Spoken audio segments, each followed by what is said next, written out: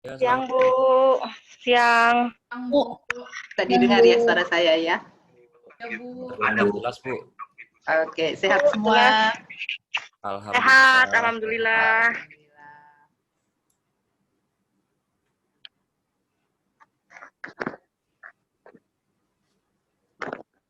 Ya,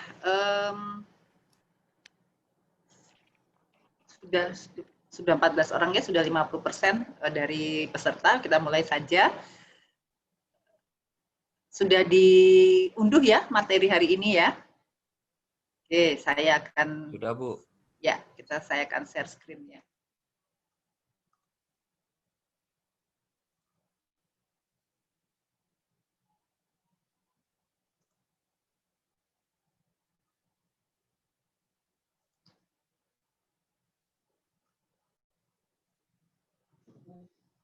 Ya, baik.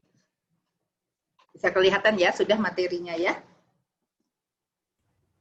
Sudah, Bu. Siap? Sudah. Sip. Oke, kita masuk kepada imbal hasil, risiko, dan garis pasar sekuritas ya. Jadi ketika minggu lalu obligasi, minggu sebelumnya saham. Nah, yang namanya orang berinvestasi di surat berharga, di sekuritas, tentunya mengharapkan adanya imbal hasil, ya hasil dari investasinya. Nah, tapi yang namanya hasil, tadi return itu, dengan risiko katanya seperti mata uang yang selalu bersebelahan. Jadi hari ini kita akan membahas tentang bagaimana return dan risiko serta garis pasar sekuritas yang nanti ini menunjukkan keseimbangan pasar gitu ya. Oke, pembahasannya kayaknya banyak ya, ada 11 subbab tapi ya sebenarnya cuma sedikit-sedikit nanti kita untuk mengetahuinya ya. Oke, tujuan dari materi kali ini mampu menghitung expected return, return yang diharapkan ya, serta risiko, di mana risiko nanti akan diukur melalui ukuran standar deviasi ya, penyimpangan baku, baik dari single asset atau dari suatu portofolio. Ya. Kemudian kita diharapkan juga mampu membedakan antara risiko sistematis dengan yang non-sistematis. Kemudian mampu menjelaskan prinsip dari diversifikasi, mampu menjelaskan model penilaian aset, ya, CAPM, Capital Asset Pricing Model, kemudian membedakan antara security market line dengan capital market line. Oke, ini kurang lebih isi dari materi ke-8 ini. Nah, apa itu expected return? Return yang diharapkan ini adalah rata-rata tertimbang, ya, weighted average, rata-rata tertimbang dari distribusi imbal hasil yang mungkin terjadi di masa yang akan datang. Namanya juga masih expected ya, masih harapannya. Nah, ini karena masih harapan, maka akan terjadinya di masa yang akan datang.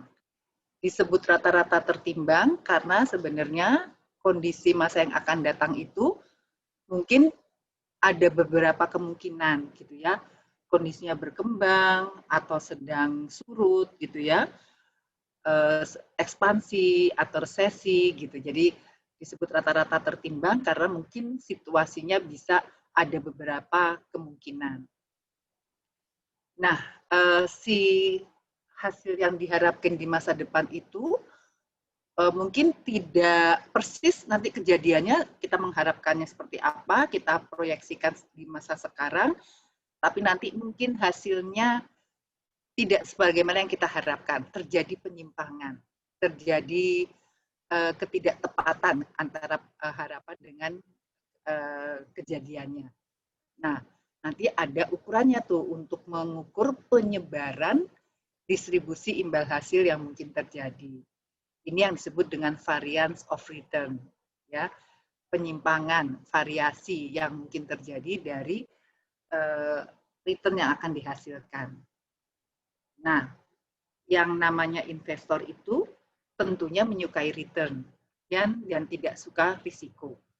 Ya, kalau ada di antara Bapak Ibu yang justru senang risiko, tapi itu biasanya pengecualian tuh, ya, yang umumnya, yang pada generalnya, orang itu nggak suka risiko. Ya, kalau bisa meminimalisasi risiko, tapi semua orang suka kalau mendapatkan imbal hasil, ya, suka return.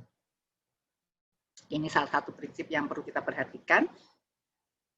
Nah, mari kita mencoba menghitung expected return. Ini seandainya situasi perekonomian itu ternyata dibedakan atas 3 kemungkinan. Kondisi yang booming, berkembang gitu ya, atau mungkin normal saja, biasa-biasa saja, atau mungkin terjadi resesi. Ya. Nah, misalkan saja kemungkinan bahwa perekonomian itu booming, prosentasenya adalah 0,25. Kemudian kondisinya normal, itu kemungkinannya 50%, setengah, dan kemungkinan resesi itu 1/4. Ya, yang jelas totalnya harus 1. Ya, total kemungkinan itu harus 1. Nah, jika kondisi ekonomi adalah booming, berkembang gitu ya, maka return dari suatu investasi di perekonomian tersebut adalah 35% kalau dalam kondisi yang booming. Kalau normal dia 15%, kalau resesi dia minus 5%. Maka untuk aset tersebut di perekonomian dengan 3 kemungkinan tersebut, maka expected return-nya, ya, return yang diharapkan itu besarnya adalah 15%. 25%, ya, karena kemungkinan memang 25% kalau kondisinya booming, 50% kalau kondisinya adalah normal, dan 25% kalau kondisinya resesi. Jadi expected return-nya adalah 15%. Gitu. Ya, mungkin ada yang bertanya, ini taunya kondisi ekonomi booming, normal, resesi dari mana? Ya, ini biasanya orang manajemen menggunakan informasinya.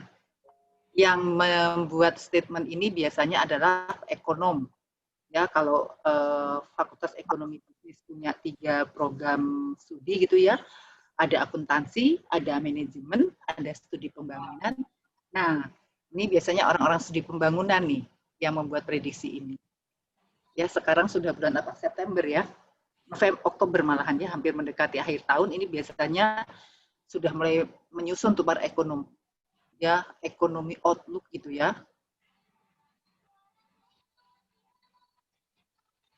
Ekonomi outlook untuk 2021 gitu, karena sudah hampir 2021, bisa nanti akan diperkirakan seperti apa sih pertumbuhan ekonomi tahun depan gitu ya.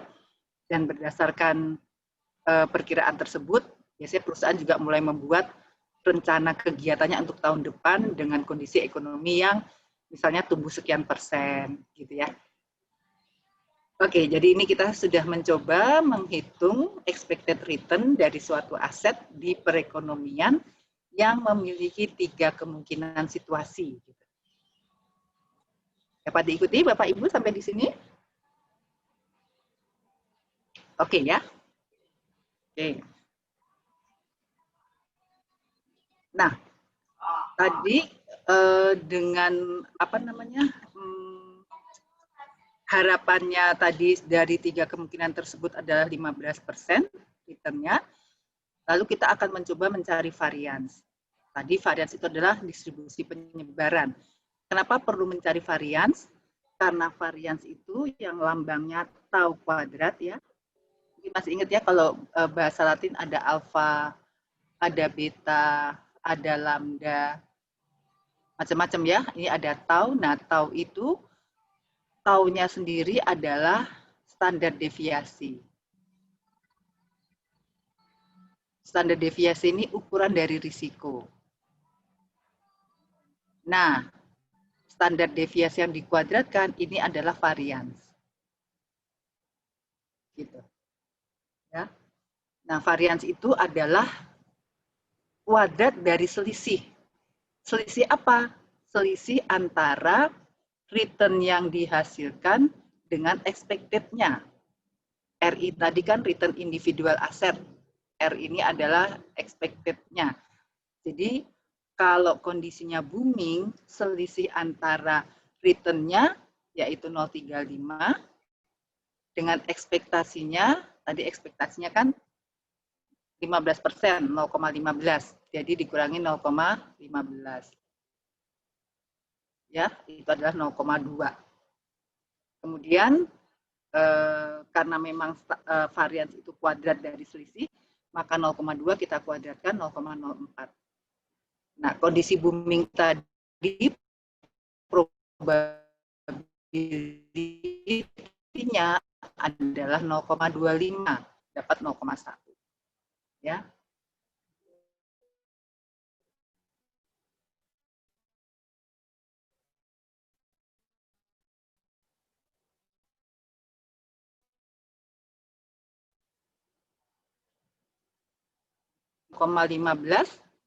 Expected return-nya adalah 0,15, 0,15 kurang 0,15 adalah 0, dikuadratkan tetap 0, dikalikan probability-nya 0,5 tetap 0. Kalau kondisinya resesi, tadi resesi itu menghasilkan minus 5% return-nya. Jadi minus 5%, minus 0,05, dikurangi dengan tadi expected-nya 0,15, maka minus 0,2. 0,2 dikuadratkan 0,04. Probability-nya 0,25. Ya, 0,04 kali 0,25 mendapatnya 0,01. Keseluruhan kondisi ini di satu perekonomian kita jumlahkan, maka tau kuadratnya adalah 0,02. Variansnya adalah 0,02.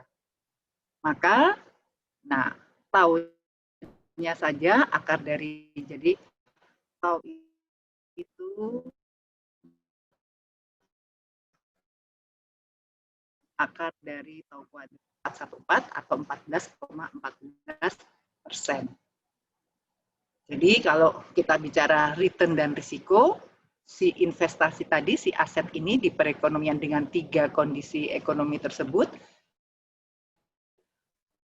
menghasilkan return 15% dengan risiko kita.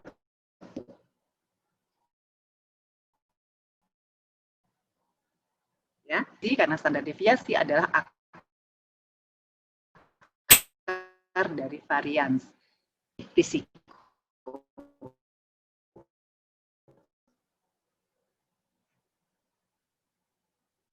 Oke, kalau nggak ada pertanyaan saya lanjut. Nah, sekarang itu tadi cuma ada satu aset gitu ya, RI, individual aset apapun itu. Sekarang seandainya ada aset A dan aset B. Lalu kondisi ekonomi cuma 2 kemungkinan, booming atau bust, gitu ya, berkembang atau tidak berkembang. Di mana probability-nya booming itu 40% atau 0,4, kemudian kalau bust itu 0,6, sekali lagi totalnya harus 1. Ya. Di mana kalau kondisinya booming, pastikan minus 5%. Ya. Dan sebaliknya kalau kondisinya bust, aset A itu menghasilkan minus 10%, aset B menghasilkan 25%. Nah, kalau ditanyakan, jadi berapa nih expected return dari aset A? Dan berapa expected return dari aset B? Ya, karena sudah ada 2 aset dan kondisi ekonomi dibedakan atas 2 kemungkinan. Gitu ya. Nah, expected return-nya A, itu jadi yang kita harapkan terjadi pada aset A itu 4 yang boom ya, yang booming. 0,4, return-nya adalah 0,3 ya. Sementara kalau bust probability-nya 60%, 0,6 menghasilkan return minus 10, maka 0,4 kali 0,3 ini 0,012 ya. 0,012 ditambah 0,6 kali 0,1. 0,06. Positif kali negatif, negatif. 0,012 kurangi 0,6 adalah 0,A. Bagaimana dengan aset B? Aset B itu kalau kondisi booming, dia menghasilkan menghasilkan return negatif 5% tadi katanya ya. 0,4 kali minus 0,05 positif kali negatif, hasilnya negatif. Ini enggak perhitungannya positif dengan negatif ya. Ini menghasilkan 0,02 minus 0,2. Positif, tetap positif. 0,2 betul ya. 0,6 kali 0,25 ini adalah 0,15. Minus 0,2 ditambah 15 adalah 0,13. Jadi aset A itu expected return-nya 6%, sementara aset B expected return-nya adalah 13%. Nah, kalau ditanyakan ini return-nya, bagaimana dengan risikonya? Mana yang lebih berisiko? Aset A atau aset B? Nah, ini nggak mungkin kita cuma kayaknya aset ini deh, atau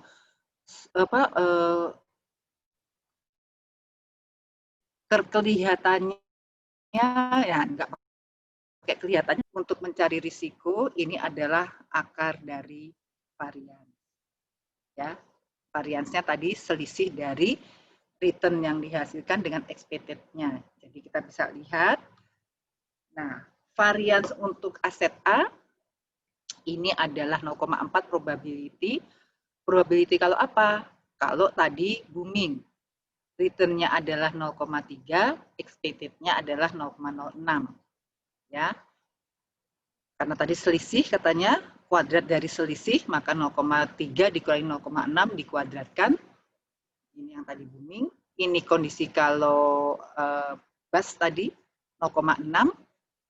Selisihnya dari ini adalah return ketika bus minus 0,1 dikurangi, memang rumusnya dikurangi, ini adalah return expected-nya, kemudian dikuadratkan, dapatlah varians aset A itu adalah 0,0384.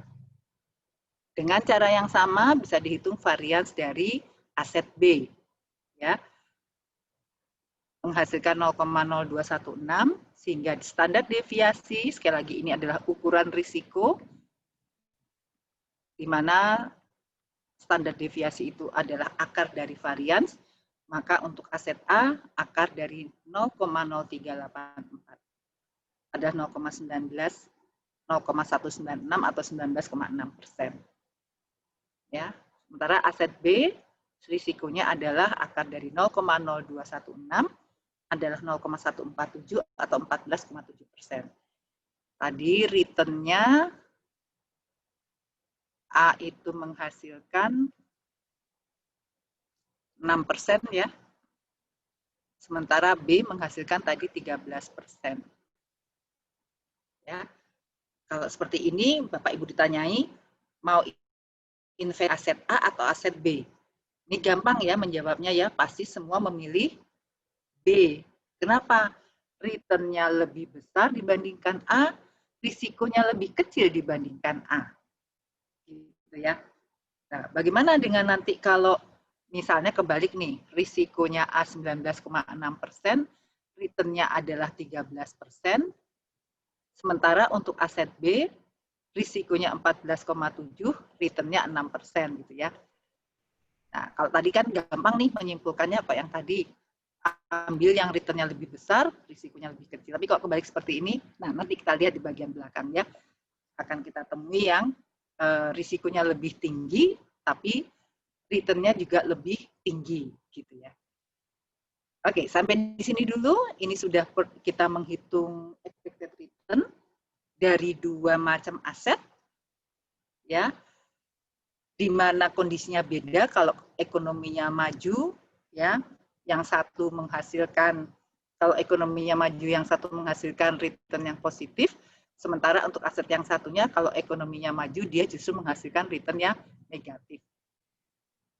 Ya, mungkin ini seperti barang inferior. Nah, kalau investasi di barang yang inferior, kalau masanya booming biasanya orang meninggalkan pilihan tersebut, ya. Tapi kalau kondisi yang berat, yang sedang resesi gitu, orang mencari. Jadi malah aset B ini banyak diminati ketika kondisinya ekonomi yang tidak baik.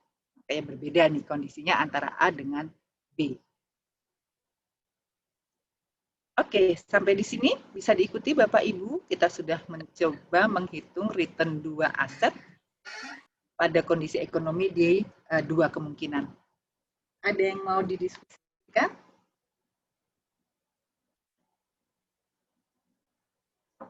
So far so good?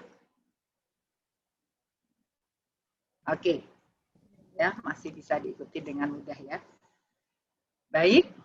Nah, tadi sudah single aset saja, ini ada dua macam aset juga sudah kita coba hitung, return maupun risikonya. Nah, ada suatu prinsip ya kalau di pasar modal itu, jangan menginvestasikan di satu hal. Jadi kalau kita punya uang 1 miliar gitu ya, jangan 1 miliar itu ditaruh di satu kesempatan saja. Kenapa? Karena risikonya sangat besar. Kalau itu gagal, berarti si 1 miliar hilang semua. Karena itu nanti ada pembentukan portofolio. Portofolio itu adalah kumpulan dari aset, ya, di mana bobot portofolio itu menunjukkan presentasi nilai total suatu portofolio pada suatu aset tertentu.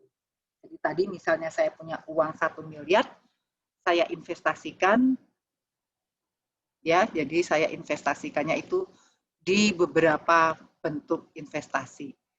Ada di emas, gitu ya, ada di saham, ada di obligasi, mungkin juga ada yang di deposito gitu ya. Nah, yang di emas misalnya 20%, yang di saham 30%, yang di obligasi 15%, 50, 65, yang di deposito 35% gitu ya. Sekali lagi harus 100%, harus satu bagian. Misalkan seperti itu. Nah, berarti bobotnya portofolio ini adalah 20% di investasi emas, 30% di saham, 15% di obligasi, 35% di deposito. Ya. Ini. Nah, nanti si investasi ini pun akan menghasilkan suatu imbal hasil, suatu return, dan tetap juga si portofolio tadi akan mengandung risiko. Ya, jadi risk dan return suatu aset tetap penting terkait dengan adanya risiko dan return pada suatu portofolio. Portofolio itu apa? Tadi kumpulan dari aset. Ada lebih dari satu aset di sana, gitu ya. Nah, trade-off risk dan return bagi suatu portofolio juga tetap seperti tadi diukur dengan expected return-nya untuk return-nya, dan juga perlu kita hitung risikonya berdasarkan standar deviasinya. Sama ya, serupa dengan tadi ketika kita bicara aset individual. Ya, cuma sekarang portofolio kumpulan dari aset. Ya. Nah, untuk menghitung expected return, ya, return yang diharapkan dari suatu portofolio, ini adalah rata-rata tertimbang dari expected return masing-masing aset dalam portofolio tersebut. Jadi, kalau tadi hanya ER, expected return, ya, dari suatu individual aset, sekarang expected return dari suatu portofolio. Ya, ini rumusnya kayaknya rame gitu ya, padahal sih biasa aja. Ini sigma penjumlahan dari J sama dengan 1, aset yang ke 1, sampai aset yang ke M. Kalau tadi saya karena pakai emas, saham, obligasi, dan deposito berarti dari 1 sampai 4. Gitu. Kalau yang investasinya di 2, ya 1 sampai 2. Yang investasinya di 5 macam aset berarti 1 sampai 5. Di mana masing-masing jenis asetnya tadi memiliki bobot, weight, ya. Bobotnya berapa? Tadi saya emas sekian persen, gitu ya, saham sekian persen. Kemudian masing-masing aset tersebut juga memiliki expected return. Gitu. Ya, jadi tinggal dikalikan expected return dari portofolionya adalah berapa bobot suatu unsur portofolionya dan berapa expected return dari unsur tersebut. Ya, ini ketika menghitung expected return dari suatu portofolio. Nah, Anda juga dapat menemukan expected return dengan mendapatkan return portofolio pada masing-masing kemungkinan, ya kalau memang nanti ada kondisi ekonomi lagi gitu ya, dan menghitung expected values bagaimana Anda melakukannya pada sekuritas individual. Ya, jadi untuk menghitung portofolio perlu diketahui berapa bobotnya masing-masing dan berapa expected return dari masing-masing aset pembentuk portofolio tersebut. Gitu ya. Nah, ini kita sedang mencoba mau menghitung expected return dan risikonya suatu portofolio, di mana investasinya itu dilakukan dengan bobot 50-50, 50% di aset A, 50% di aset B. Ya, jadi investasinya pada dua macam aset dan bobotnya sama, 50%, 50%. Ini masih menggunakan tadi, ketika perekonomian memiliki dua kemungkinan, boom dan bust, dan ada dua macam aset di perekonomian, aset A dan aset B. Ya, ini yang tadi nih. Dimana kalau kondisi booming, probability-nya 40%, kalau bust, kondisinya probability-nya adalah 60%, dan ini adalah expected return dari masing-masing aset pada masing-masing kondisi tadi. Ya, ini yang tadi. Nah, bagaimana dengan kalau kita membentuk portofolio yang terdiri dari A dan B, di mana masing-masing 50%? Ya, nah berarti kita sedang menghitung expected return dari portofolionya. Karena membentuk tidak cuma satu aset, dua. Apa nih? A dan B. Nah, yang 0,4 ini tadi kondisi yang booming, yang berkembang. Ini kondisi yang bust ya. Ini adalah hasil dari portofolionya, di mana terdiri dari A dan B, A-nya 0,5 menghasilkan 30%, ya, ditambah dengan setengah lagi di B, di mana B menghasilkan minus 5%. Gitu. Ya, gampangnya karena ini 50-50 bisa kita bilang 30% ditambah minus 5%, ini 25%, dibagi 2. Gitu. Makanya 12,5% atau 0,125. Ya. Kalau persentasenya tidak 50-50 harus begini. Misalnya aset A-nya 40% gitu ya. Atau 70% deh misalnya gitu ya, biar beda angkanya dengan yang ini ya. Yang ini pasti 30%. Nah, kok seperti ini nanti yang 30% dari A pengalinya adalah 0,7. Yang 30% di B berarti ini 0,3 gitu. Ya, ini tadi bisa saya tambahkan langsung karena 50-50 tadi. Ya, jadi bisa 30% ditambah minus 5%, yaitu 25% dibagi 2, 12,5%. Probability-nya 0,4. Sementara kalau kondisinya bust, berarti minus 10 ditambah 25%, ini adalah 15%, dibagi 2, ini adalah 7,5% atau 0,075. Dengan probability-nya 60%. Jadi 0,4 kali 0,125 itu adalah 0,05 ya. 0,6 dikali 0,075 ini adalah 0,9 ya. Sehingga expected return portofolio tersebut adalah 9,5%. Oke, sampai di sini.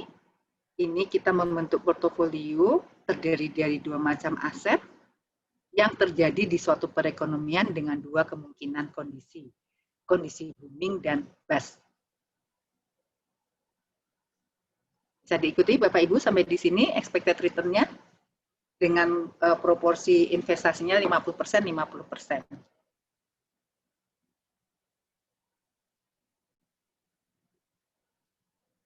Oke, nggak ada pertanyaan? Lanjut ya, kalau nggak ada yang bertanya lanjut. Nah, sekarang kita tadi sudah dapat expected return-nya. Kita mau menghitung risikonya, standar deviasinya. Sekali lagi dia akar dari varians.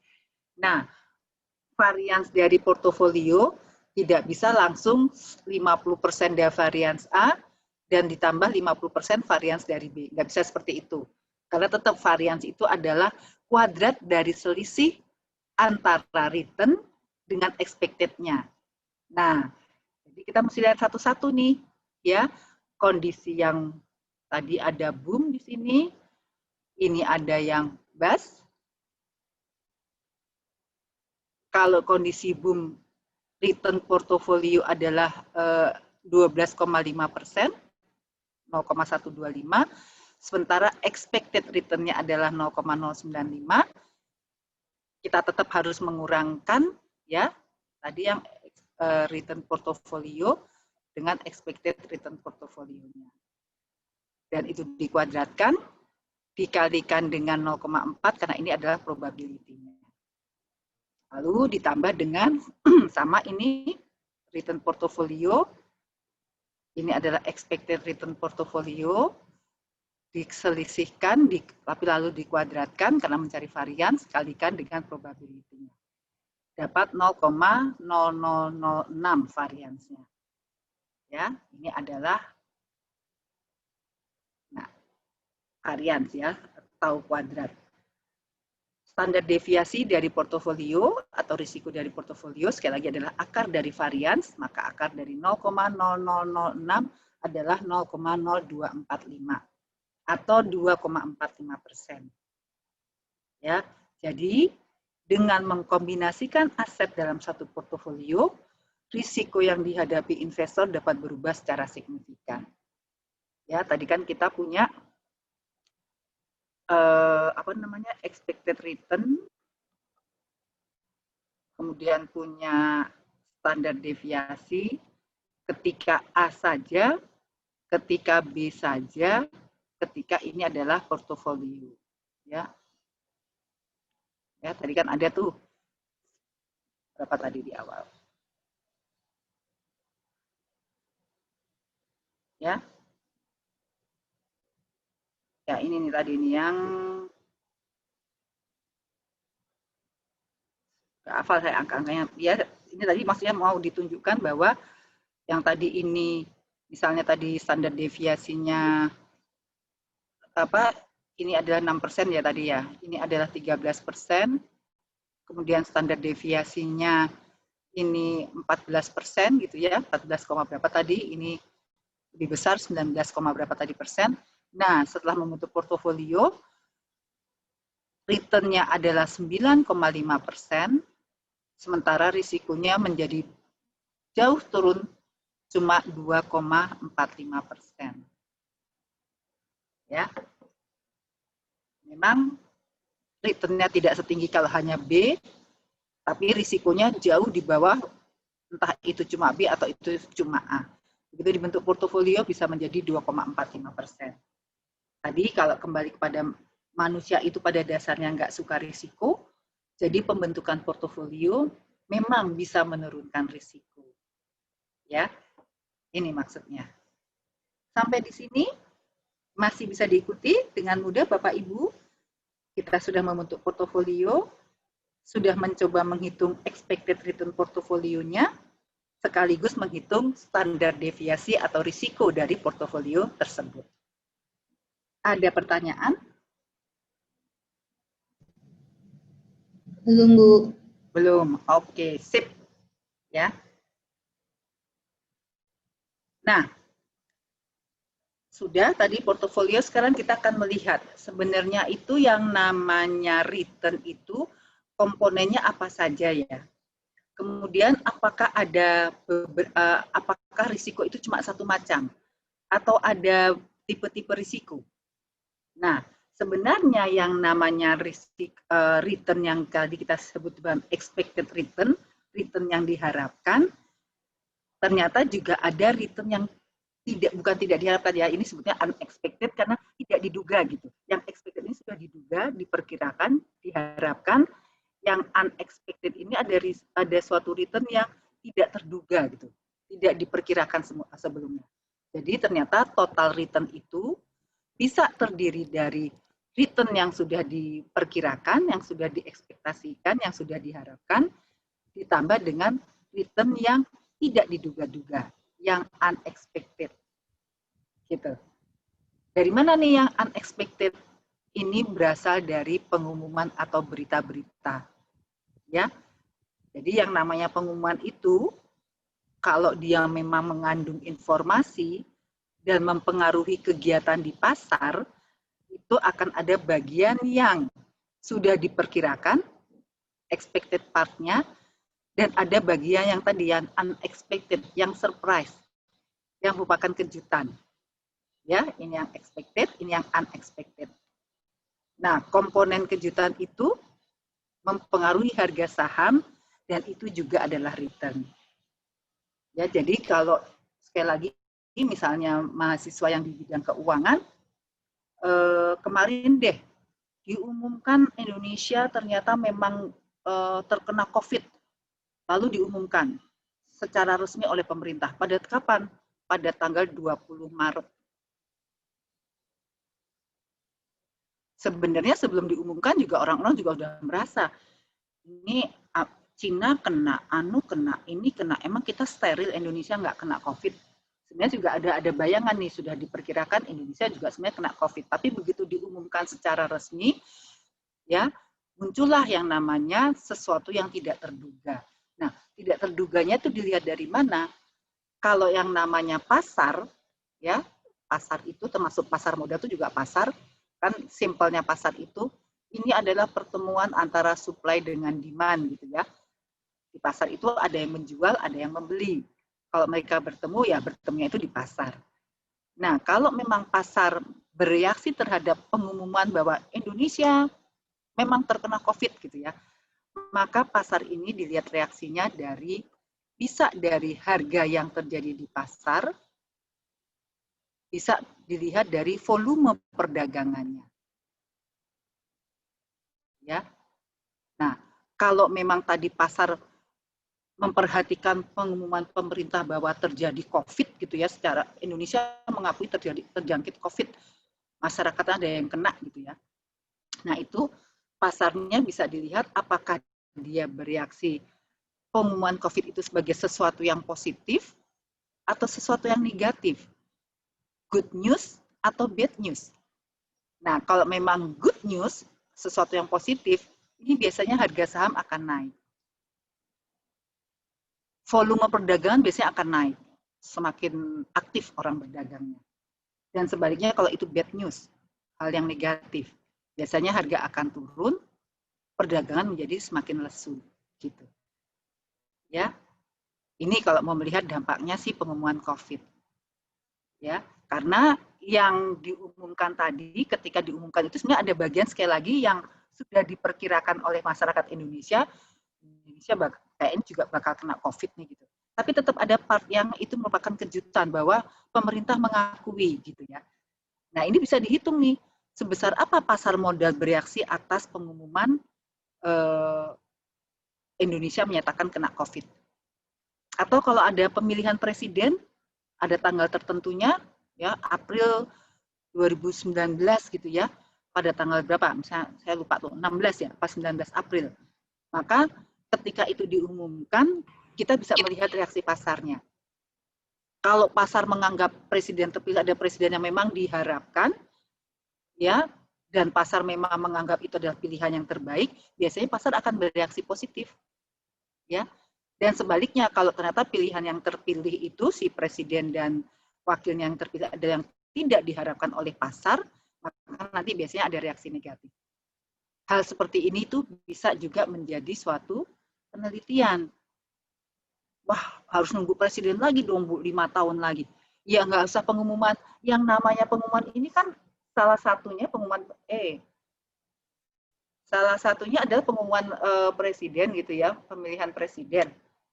Tapi kan bisa pengumuman yang lainnya. Perusahaan mengumumkan melakukan stock split gitu ya. Ini pengumuman juga. Perusahaan mengumumkan melakukan merger akuisisi. Perusahaan mengumumkan ada pembagian dividen. Perusahaan mengumumkan terjadi pergantian direksi gitu ya. Ini bisa dilihat juga. Yang namanya pengumuman itu macam-macam.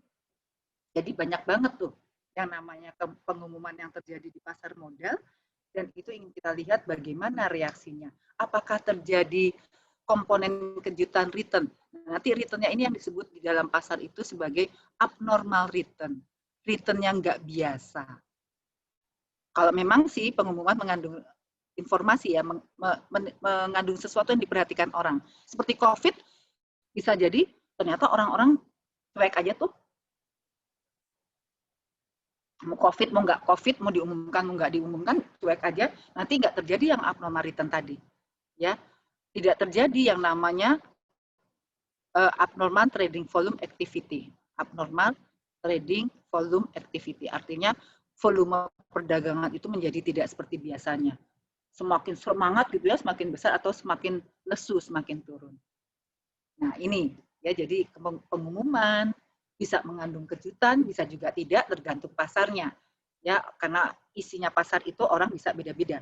Sama-sama pengumuman COVID diumumkan di Indonesia, diumumkan di Cina, diumumkan oleh pemerintah Inggris, diumumkan oleh pemerintah Malaysia, itu bisa beda-beda reaksi pasarnya karena masyarakat yang ada di masing-masing negara juga beda-beda sifat dan behavior-nya. Gitu. Ya, jadi sekali lagi return itu ternyata ada dua macam. Ada yang bisa kita perkirakan expected return, dan ada sesuatu yang memang merupakan suatu kejutan, unexpected. Ada surprise di sana. Dari mana itu berasalnya? Biasanya karena adanya pengumuman dan berita. Jadi maksud saya, penelitian tentang pengumuman nih, kandungan informasi, right issue mungkin, ya, pengumuman IPO dan segala macam itu bisa menyebabkan pasar menjadi berbeda dari yang biasa-biasanya. Gitu. Ya, oke ya. Jadi ini pengumuman, kejutan dan expected return. Bisa diteliti tentang hal seperti ini. Ya. Nah, sekarang kita lihat lebih jauh tentang risiko. Tadi ada pertanyaan, sebenarnya risiko itu ada berapa macam sih? Ada dua. Ada systematic risk, ada unsystematic risk. Yang systematic risk ini adalah komponen dari total risiko yang terkait dengan faktor-faktor ekonomi yang luas. Faktor ekonomi itu bisa seperti inflasi. Kalau namanya inflasi terjadi, tidak hanya pada satu perusahaan, ya, tapi seluruh orang yang ada di negara itu, seluruh perusahaan yang ada di suatu negara akan kena inflasi yang sama, ya. Atau terjadi perubahan tingkat suku bunga gitu ya, BI rate berubah. Maka yang kena dampak BI rate yang berubah ini, ya seluruh perusahaan yang ada di negara tersebut. BI rate ya Indonesia berarti ya, Bank Indonesia rate berarti yang ada di Indonesia seluruhnya. Nah, systematic risk ini dikenal sebagai risiko pasar yang berlaku atau terjadi di pasar. Seluruhnya yang ada di pasar itu kena dampaknya. Ya, dia akan mempengaruhi sebagian besar aset, masing-masing dengan pengaruh yang lebih besar atau lebih sedikit.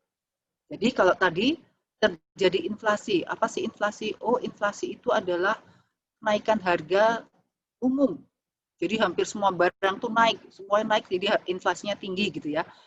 Nah, dampak inflasi ini walaupun sama, katakan inflasi di Indonesia pernah tinggi banget itu di tahun 2008 gitu ya.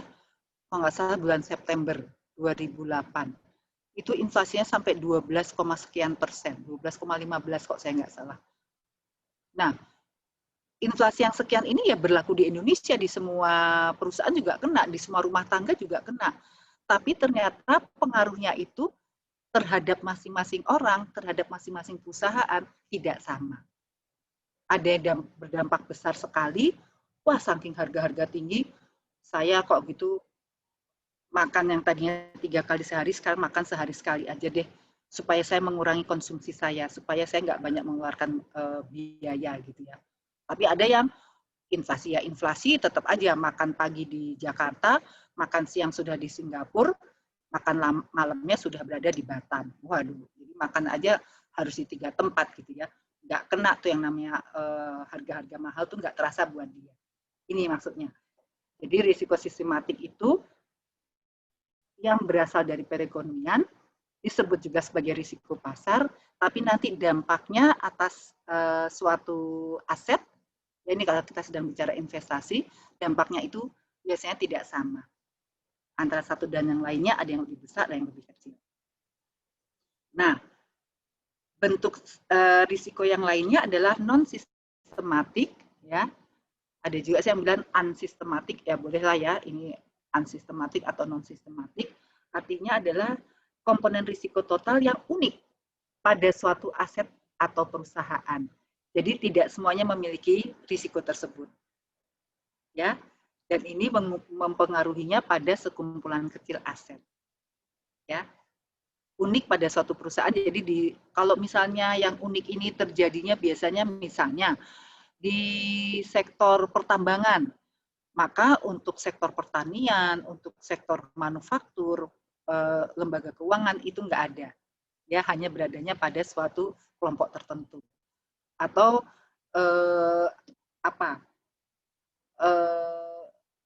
aset yang spesifik di suatu perusahaan, ya perusahaan ini memiliki seorang direksi yang memang brilian gitu ya, bagus ya.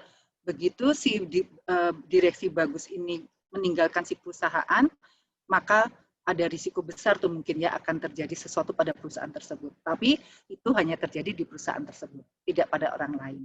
Gitu. Ya, jadi kalau yang sistematik sekali lagi berlakunya pada keseluruhan disebut sebagai risiko pasar. Nah, selain yang sistematik, ada yang non-sistematik, yang khas, yang unik, yang hanya terjadi pada suatu aset atau pada suatu perusahaan. Ya, jadi kalau tadi return ada 2 macam, expected dan yang unexpected, yang diperkirakan dan yang surprise atau kejutan. Risiko juga ada 2 macam, yang sistematik dan yang unik, yang non-sistematik atau yang unik. Gitu ya.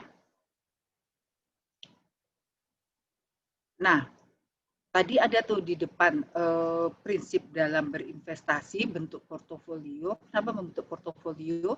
Supaya kita tidak menginvestasikan seluruh investasi kita di satu kesempatan, di satu tempat, karena khawatir kalau itu gagal, maka berarti seluruh investasi kita gagal.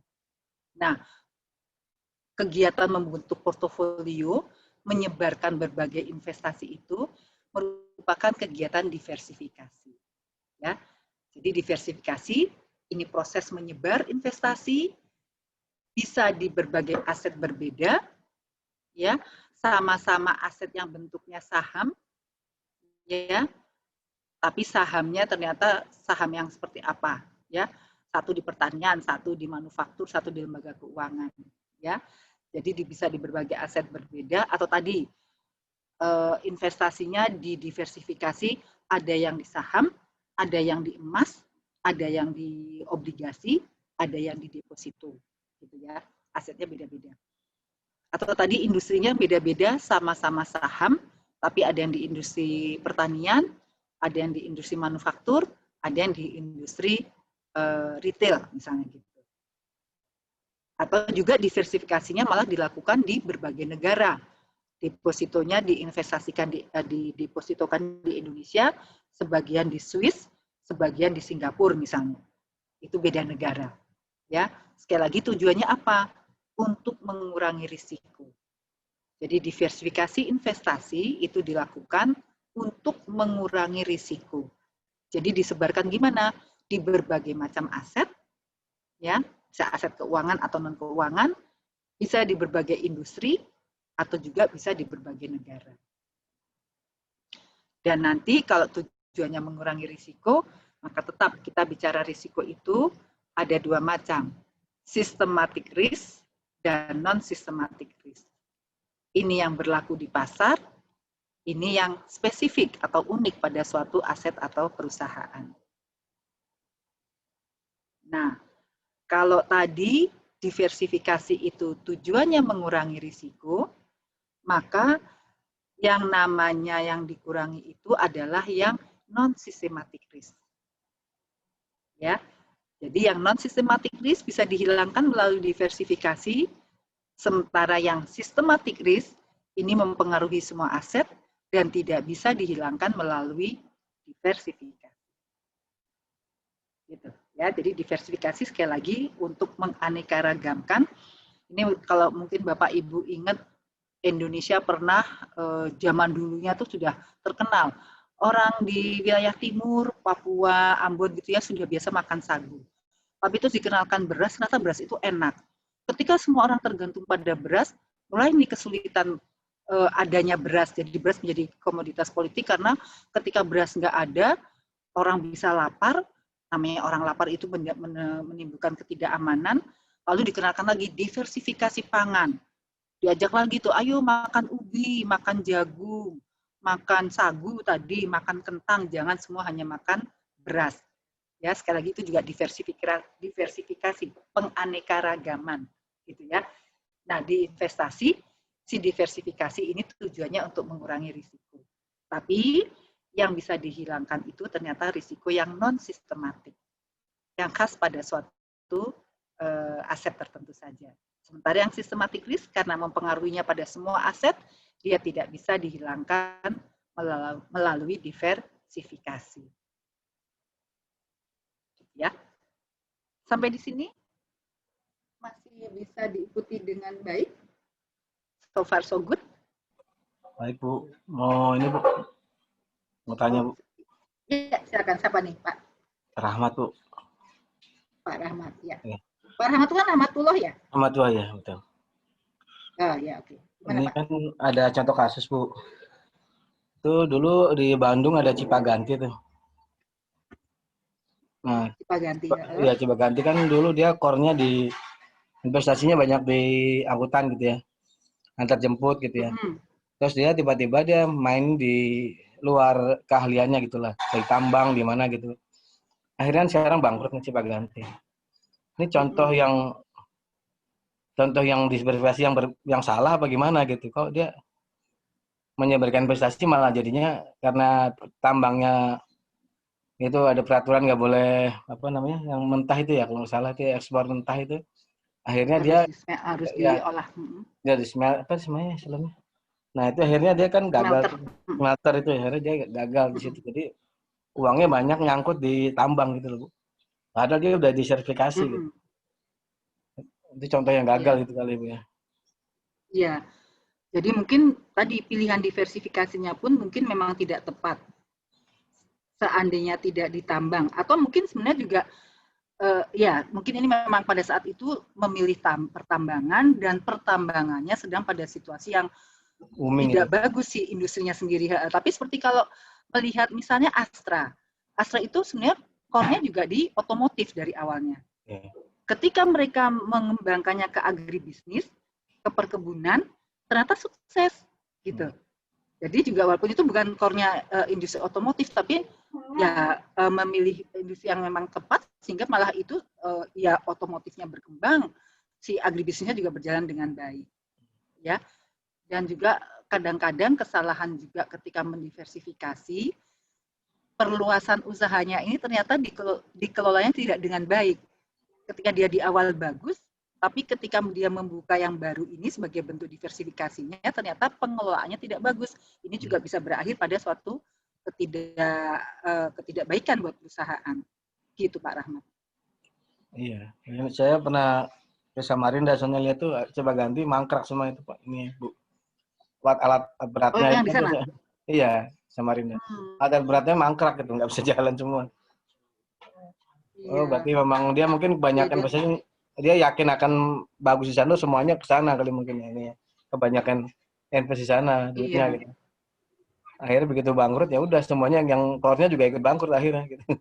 Cipagantinya hilang juga. Iya, betul. Betul, teman saya juga beberapa orang yang di kampus UMB juga waktu itu termasuk ngajakin tuh, ayo ini bagus nih ininya nih. Saya sekian lama udah sekian return-nya ini gitu ya, bercerita.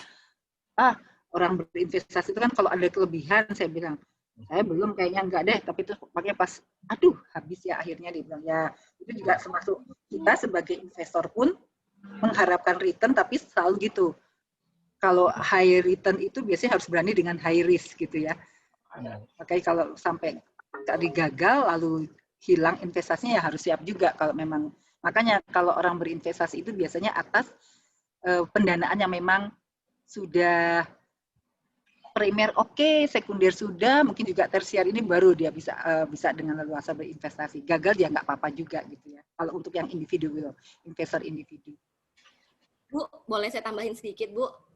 Boleh, Bu Serli ya? Iya, Bu. Oke.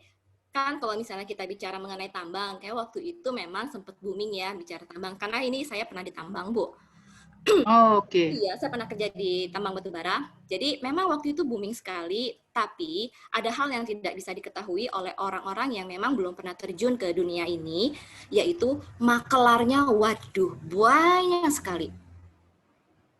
Oh, itu ya Bu, seperti jual beli ini ya, haknya untuk pertambangannya. Betul sekali, Bu. Makanya tuh kenapa kan kemarin kita juga sempat dengar ya kan mengenai masalah penyuapan Bupati Buol dan segala macam. Nah, itu akibatnya adalah satu lahan ya ampun itu yang mau pakai itu banyak. Tapi jadi di sini sebetulnya kalau memang kita personal mau terjun ke dunia tambang yang memiliki high risk high gain, kita juga mesti punya yang namanya intelligence. Jadi kita harus ada bisnis intelligence yang bisa memata-matain apakah benar tanah di situ memang memiliki kandungan mineral yang sesuai kita butuhkan dan yang dibutuhkan pasar. Gitu loh, Bu. Jadi kalau misalnya ternyata kita nggak mampu untuk mengetahui seperti itu, sedalam itu, bubar kayak Cipaganti. Dia tuh sebetulnya kayak semacam kalau kita di bahasa kita ya, dia ditipu. Kenapa? Ya kan karena tadi banyak banget, ya kan? Oke, tertarik nih. Oh ya bisa. Ada di situ taruh alat berat, buka PT, bla bla bla. What? Ketika dicek di lab apa yang terjadi?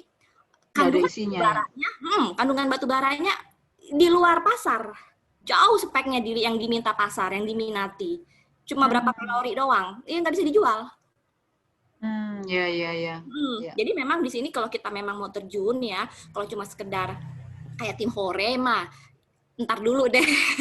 Karena ini benar-benar high risk high gain sih, Bu. Iya. Oke.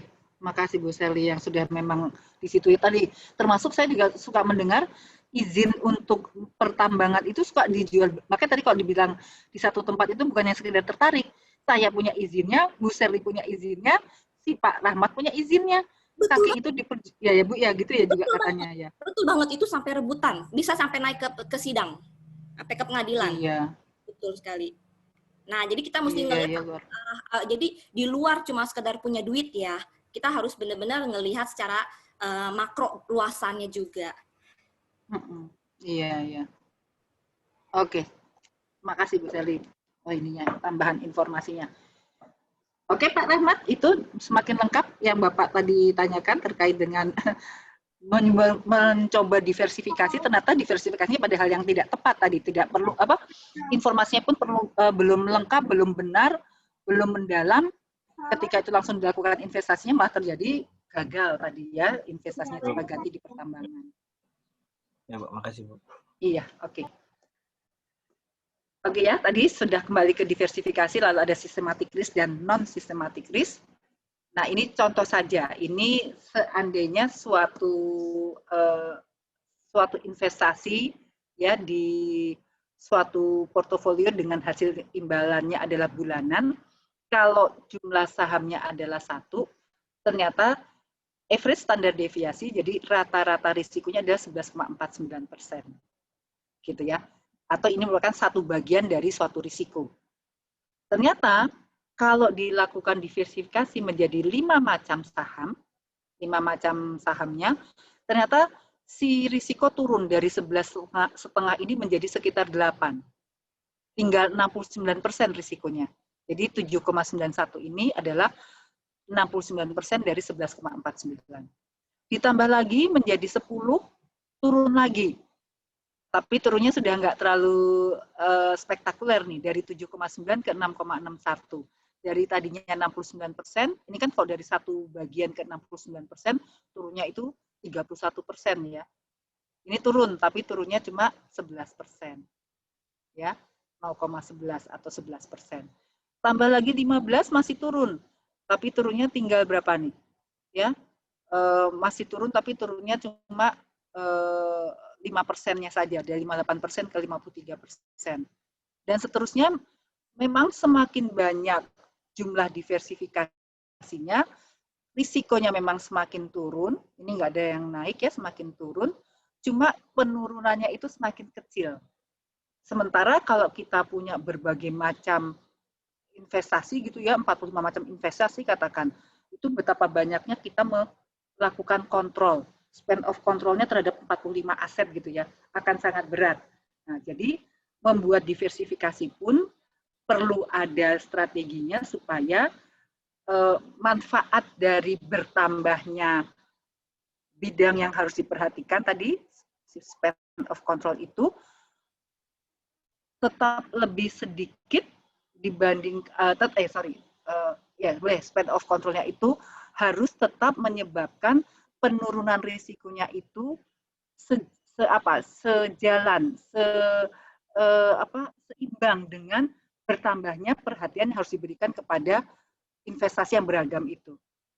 Ya, ini kan sekali lagi risiko turun, tapi turunnya itu makin lama semakin tidak begitu besar, sementara yang namanya kita harus memperhatikan berbagai macam hasil diversifikasinya itu membutuhkan energi, perhatian, tenaga yang cukup besar. Ya, jadi ini contoh risiko dari return bulanan portofolio yang bisa ditunjukkan memang semakin banyak komponen dari portofolionya, risikonya semakin menurun. Ya, tapi penurunan itu ternyata semakin kecil. Sehingga mungkin kalau memang kita mau diversifikasi, mungkin yang paling bagus adalah yang di 5 ini. Karena menurunkan cukup banyak risikonya, sementara kontrol dari 1 ke 5 mungkin masih dalam kemampuan kita untuk melakukannya. Gitu ya. Ini contoh bagaimana risiko dari suatu return bulanan dengan berbagai macam atau dengan diversifikasi yang semakin banyak gitu ya. Oke, ini yang disebutkan tadi, don't put your eggs into one basket. Kenapa? Karena kalau di satu keranjangnya jatuh, maka seluruh investasinya gagal. Jadi kalau di berbagai keranjang, satu keranjang jatuh, kita masih punya keranjang lainnya yang tetap menghasilkan. Ya, ini katanya a lesson from Wall Street. Ya. Oke, ini gambarannya saja, ajakan untuk berdiversifikasi. Ya. Nah, jadi prinsip diversifikasi ini memang akan mengeliminasi beberapa risiko. Namun, tadi tetap ada minimum risiko yang tidak dapat dieliminasi dengan melakukan diversifikasi.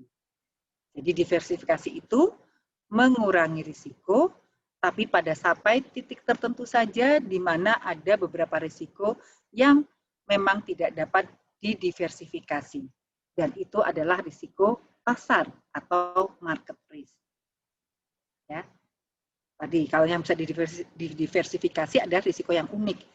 Yang unik itu yang non sistematik, yang hanya terjadi pada aset-aset tertentu, yang hanya terjadi pada usaha-usaha tertentu, gitu ya. Itu yang bisa dieliminasi, yang bisa dikurangi melalui diversifikasi.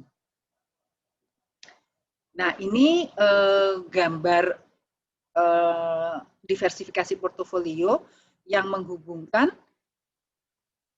sumbu vertikal adalah average monthly standard deviasi atau rata-rata bulanan risiko, yang sumbu horizontalnya ini adalah jumlah saham di suatu portofolio. Kita bisa lihat bahwa ini ada garis yang lurus, ya, yang menunjukkan non-diversifiable risk. Risiko yang tidak dapat didiversifikasi, selalu ada, ya, nggak bisa dihilangkan. Sementara yang atas ini adalah diversifiable risk, risiko yang bisa diturunkan, dikurangi dengan bertambahnya jumlah asetnya, dengan bertambahnya diversifikasi sahamnya. Gitu.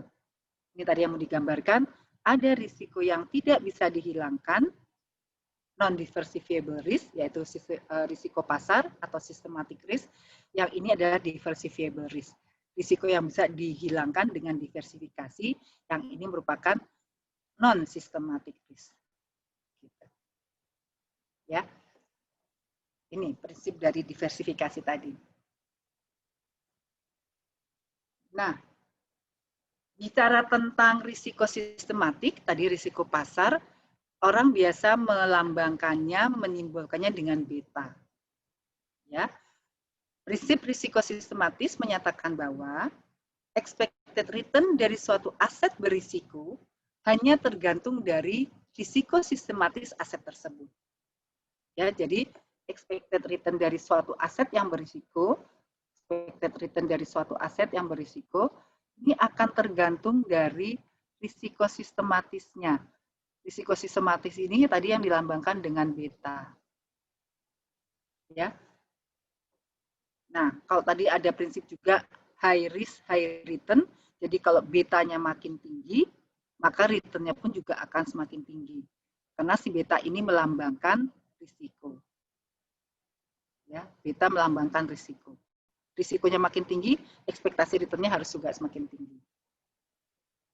Nah, jadi jumlah risiko sistematis yang terdapat dalam suatu aset berisiko relatif terhadap risiko yang terdapat pada rata-rata aset berisiko itu diukur dengan koefisien beta. Ya, tadi ini ya, beta itu melambangkan atau menunjukkan besarnya risiko. Dikarenakan aset dengan beta yang lebih besar memiliki risiko sistematis yang lebih besar, maka mereka pun diharapkan memiliki expected return yang lebih besar. Tadi ya, tetap kaitannya sama dengan yang kalau high risk, maka investor akan mengharapkan high return. Semakin tinggi risikonya, maka diharapkan returnnya pun akan semakin tinggi. Ya, kalau orang yang takut pada risiko hanya berani low risk, maka dia pun harus mau menerima low return. Ya. Jadi kalau aset memiliki beta yang lebih besar, maka dia memiliki risiko sistematis yang lebih besar. Ya, sementara risiko itu berkaitan dengan expected return-nya, maka semakin besar risiko, semakin besar juga expected return-nya. Ya. Oke, ini kaitan si risiko sistematis dan dilambangkan dengan beta. Nah, apa yang bisa dijelaskan dengan beta? Kalau beta itu besarnya 1, jadi beta pada suatu aset adalah 1, berarti si aset tersebut memiliki risiko sistematis yang sama dengan seluruh pasar. Ya, karena betanya pasar itu sama dengan 1. Risiko pasar itu 1, keseluruhan yang ada di pasar itu 1. Sementara kalau beta itu kurang dari 1, berarti aset tersebut memiliki risiko sistematis yang lebih kecil atau lebih sedikit dibandingkan keseluruhan pasar. Dan sebaliknya, kalau betanya lebih besar dari 1, berarti aset tersebut memiliki risiko sistematis yang lebih besar kalau dibandingkan dengan seluruh pasar. Ya, sekali lagi karena pasar itu risikonya adalah 1. Oke. Nah, kalau misalnya ada yang ingin tahu, kalau kita ingin mengukur risiko pasarnya suatu betanya suatu saham gitu ya, bisa nggak ya? Bisa. Jadi kalau sekali lagi Bapak Ibu misalnya megang saham apa? Megang saham itu Kimia Farma gitu ya, KF gitu ya. Terus punya harga sahamnya KF. Tanggal berapa? Tanggal 2 Januari, tanggal 3, 4, 5 gitu ya. Ini Selasa, Rabu, Kamis, Jumat, Sabtu Minggunya libur, kembali ke Senin 8 gitu ya, dan seterusnya. Terus sampai misalnya setahun sepanjang tahun 2019. Ini ada harga sahamnya nih, si KF. Harga tanggal 2, tanggal 3, tanggal 4, tanggal 5, tanggal 8, dan seterusnya. Misalnya sampai 222 hari. Setahun itu kurang lebih 222 hari bursa gitu ya. Jadi ada harga-harganya. Dengan melihat harga tanggal 2 dengan harga tanggal 3, kita bisa menghitung nih return-nya KF. Harga tanggal 3 kurangi harga tanggal 2 dibagi harga tanggal 2. Dapat returnnya berapa? Kalau di sini 1000, di sini 1100, returnnya dia adalah 100 dari 1000, 10%. 0,1. Di tanggal 4, yang tadinya 1100 naik menjadi 1150. Nah, returnnya berarti 50 dari 1100, berapa persen? Terus bisa dihitung. Ini KF, sebagai individu aset. Di pasar kita punya IHSG, indeks harga saham gabungan. Di tanggal 2 ada nilai IHSG-nya. Di tanggal 3 ada nilai IHSG-nya. Tanggal 4 ada nilai IHSG-nya, dan seterusnya. Kita bisa menghitung return market-nya. Kalau di sini misalnya IHSG 500 gitu ya, di sini naik menjadi 600, berarti IHSG-nya naik 600 kurangi 500, 100, 100 per 500, 1 per 5, 0,2, dia naiknya 20%. Tadi KF naiknya 0,1, 10%. Ya, dan seterusnya di sini bagaimana? Oh, kadang-kadang turun Bu, IHSG sudah 600, besoknya turun ke 550. Ya nggak apa-apa, berarti terjadi return yang negatif berapa. Dan seterusnya kita punya return ini, kita punya returnnya pasar. Nah, Bapak Ibu bisa ingat tuh waktu SMP punya persamaan Y sama dengan A plus BX. Ya, kalau ini adalah returnnya KF tadi, individual aset yang namanya KF, ini adalah returnnya market dari IHSG. Kalau ini kita bikin persamaan garisnya gitu ya, maka B-nya ini adalah returnnya KF yang tergantung dari pasar. Ini masih beta. Risiko sistematiknya KF. Gitu ya. Harganya berapa? Oh, banyak tuh informasinya. Di idx.co.id ada. Membuka Yahoo Finance ada. Daftar harganya. IHSG berapa besar? Ada sama di Yahoo Finance maupun di IDX. Berapa besar IHSG dari waktu ke waktu. Gitu. Jadi kalau ingin tahu, Bapak Ibu sekali lagi sudah pada masing-masing pegang satu perusahaan gitu ya. Kemarin ada Ultra Jaya, ULTJ, ada yang pegang ICBP, ada yang pegang INDF. Nah, masing-masing punya harga saham. Kalau ingin tahu perusahaan yang saya pegang berapa besar ya risiko pasarnya, berapa besar ya ininya, betanya. Nah, ini bisa diukur nih. Ya, diregresikan antara return individual tadi dengan return dari pasar. Return pasarnya adalah dari IHSG. Nanti ketemu tuh betanya berapa, apakah sama dengan 1, ataukah lebih besar dari 1, ataukah kurang dari 1. Nah, itu gambaran dari risiko sistematis pada aset tersebut. Ya, ini kalau mau ingin tahu gitu ya, berapa besar sih risiko sistematisnya gitu. Nah, ini juga contoh koefisien beta untuk beberapa perusahaan, ada ANZ, BHP, Babcock dan Brown, Billabong, dan seterusnya. Ini hasil dari pengukurannya, ternyata ANZ itu 0,94. Ini kurang dari 1, berarti dia lebih kecil dari risiko pasar yang besarnya 1. Ya, sementara ini BHP dan Babcock Brown ini besar ya, di atas 1. Dan kalau dari berbagai perusahaan ini, BHP dan Babcock Brown ini yang paling besar betanya, yang paling tinggi risikonya. Ya. Sementara yang paling kecil, nah ini ternyata NAB. Karena memang besarnya betanya cuma 0,78, paling kecil di antara berbagai perusahaan ini. Ya, ini contohnya nih, koefisien beta untuk beberapa perusahaan yang ada di Amerika. Ya, contoh saja. Sekali lagi, si beta ini bisa kita ukur. Tadi dengan cara bagaimana? Kita regresikan antara return si perusahaan tersebut dengan return dari pasar. Ya. Oke. Sampai di sini bisa diikuti juga Bapak Ibu? Bisa ya? Oke.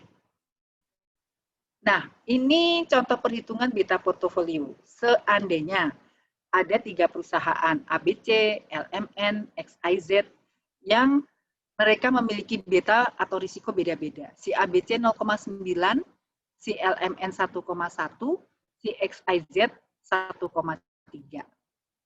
Ya. Dan ternyata seandainya saya seorang investor dengan dana yang saya miliki adalah $12.000, gitu ya, ingin saya investasikan di perusahaan ini, maka ternyata saya itu menginvestasikan 50% dari dana saya di perusahaan ABC, yang tadi paling kecil betanya, kemudian 33% di LMN, kemudian 17% di XIZ. Jumlahnya harus 100% sekali lagi.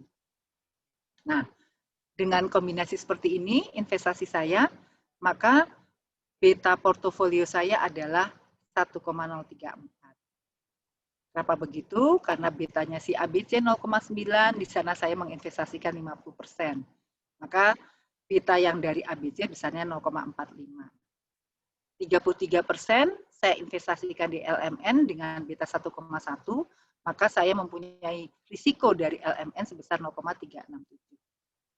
Ya, kemudian 17% di XIZ yang betanya adalah 1,3, maka risiko yang berasal dari XIZ adalah 0,217, maka total risiko saya adalah 1,034. Ya, jadi ini sekali lagi upaya menurunkan risiko dengan membentuk portofolio yang berisi aset-aset dengan, ini sekali lagi, beta masing-masing adalah berbeda-beda. Gitu ya.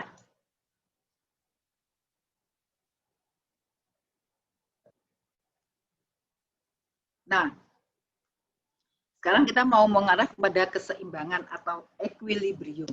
Ya, return, risiko, dan equilibrium. Yang mau kita bahas di sini adalah bagaimana hubungan antara risk dan return, ya, dan seperti apa yang namanya keseimbangan pasar sekuritas. Ya. Rasio dari premium risiko terhadap beta adalah sama untuk setiap aset. Premium risiko. Ya. Dengan kata lain, the reward to risk ratio, kita mengenal satu rasio lagi, rasio antara reward yang didapatkan terhadap risiko yang berani diambil, risiko yang berani kita hadapi, untuk pasar itu adalah konstan. Ya, untuk pasar adalah konstan dan sama dengan, nah, rumusnya adalah reward to risk ratio, expected return atas suatu individual aset, dikurangi risk free, dibagi dengan beta si individual aset tersebut. Jadi reward to risk ratio itu merasiokan antara expected return dari suatu individual aset yang sudah dikurangi dengan RF. RF itu adalah risk free. Ya. Jadi suatu aset yang bebas risiko. Risk free, bebas risiko, ya. Nah, biasanya tuh kalau seperti di Indonesia yang dianggap bebas risiko itu ukurannya adalah biasanya BI rate. Angkanya angka apa? Angka BI rate gitu ya. Dianggap sebagai ini adalah tingkat yang bebas risiko. Ya. Jadi reward to risk ratio sekali lagi rumusnya adalah selisih antara expected return suatu individual aset dikurangi risk free dibagi dengan beta individual aset tersebut, beta ini. Ya. Nah, ini kita sudah mulai mengarah kepada penilaian harga aset ya, aset pricing. Jadi misalnya aset A punya expected return 12%. Jadi expected return-nya A, individual aset nih, dia adalah 12%. Betanya A itu, risikonya A adalah 1,4. Kemudian ada aset B, expected return-nya B ternyata lebih kecil, 8%. Dan dia punya beta, betanya B itu ternyata juga lebih rendah, 0,8. Kalau kedua aset ini sama-sama memiliki RF yang besarnya 5%, RF-nya 5%, pertanyaannya apakah kedua aset ini punya nilai yang relatif sama? Nah, kita coba hitung tadi tuh reward to risk ratio-nya. Tadi rumusnya adalah expected return dari individual asetnya kurangi RF dibagi beta. Beta dari individual asetnya. Jadi untuk yang A, 12%, kurangi RF 5%, dibagi dengan betanya 1,4. Dengan cara yang sama, untuk aset B, expected return-nya adalah 8%, dikurangi dengan tadi ini RF-nya 5%, dibagi dengan betanya B, yaitu 0,8. Dapatlah A itu 0,05, reward to risk ratio-nya, sementara B itu 0,0375. Jadi kalau ditanyakan apakah kedua aset ini bernilai relatif sama? Tidak. Kenapa? A itu dengan angka 0,05, kalau ini membandingkan antara reward yang dihasilkan terhadap risiko, gitu ya, maka A itu setiap satu satuan risiko menghasilkan 0,05 return. Untuk setiap satu satuan risiko dia menghasilkan 0,05 return. Atau untuk satu bagian risiko menghasilkan 5% return. Sementara B dengan angka 0,0375 untuk setiap satu satuan risiko dia menghasilkan return 0,0375 atau 3,75%. Ini udah sama nih, pembaginya yang tadinya betanya 1,4, 0,8 sudah kita hitung, jadi bisa saya jelaskan atas satu satuan risiko yang sama. Atas satu satuan risiko yang namanya B menghasilkan 3,75% return. Sementara untuk A, untuk satu satuan risiko dia menghasilkan 5% return. Ya, dengan demikian bisa disimpulkan B itu menawarkan return yang tidak mencukupi untuk tingkat risikonya kalau dibandingkan A.